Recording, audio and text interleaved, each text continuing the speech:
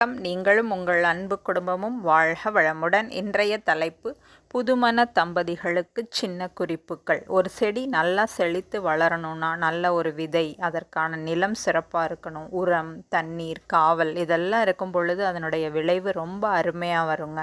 அதே போல் புதுமண தம்பதிகள் தங்களுடைய வாழ்க்கையின் வளர்ச்சிக்கு என்ன கடைப்பிடிக்கணும்னா நல்ல ஒரு ஒழுக்கம், நல்ல பண்புகளை கடைப்பிடித்தல், ஒருவரை ஒருவர் மதித்தல். இப்போ மட்டும் இல்லைங்க, கடைசி காலம் வரை சின்ன சின்ன செயல் திருத்தங்கள் இருவருக்கிடையே அன்பும் ஒற்றுமையும் பெருகும். தீய குணங்கள், பழக்க வழக்கங்களுக்கெல்லாம் நோ சொல்லிடுங்கள்.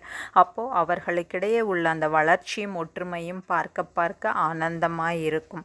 இருவருக்கிடையே பார்த்திங்கன்னா எல்லையற்ற சகிப்புத்தன்மை, விட்டு கொடுத்தல், தியாகம். அப்போ அந்த ரெண்டு பேருக்குள்ளேயும் மகிழ்ச்சி அபரிமிதமாக பொங்கும்.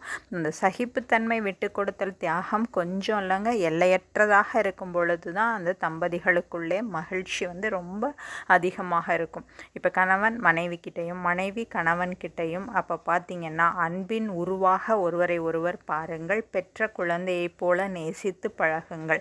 கணவன் மனைவிக்கிடையே கற்பு ஒன்றை தவிர எல்லாவற்றையும் விட்டு கொடுங்கள். இருவருக்கிடையே அன்பும் அழகும் கூடும். நான் நீ என்று இரண்டு பேருமே போட்டி போடுங்கள். எதில் தெரியுமாங்க? விட்டு கொடுப்பதில். விட்டு கொடுப்பவர் தாங்க அறிவாளிகள். ஒவ்வொரு புதுமண தம்பதிகளின் முகத்திலும் எப்போவுமே புன்னகையே நிரம்பி இருக்க மனம் நிறைந்த வாழ்த்துக்கள். நன்றி. வாழ்க வளமுடன். ஒவ்வொரு நாளும் இரவு படுக்கும் பொழுதும் நேர்மறையான எண்ணங்களோடு உறக்கத்திற்கு செல்வோம். ஆழ்ந்த உறக்கம் கிட்டும். வாழ்க வளமுடன். வாழ்க வளமுடன்.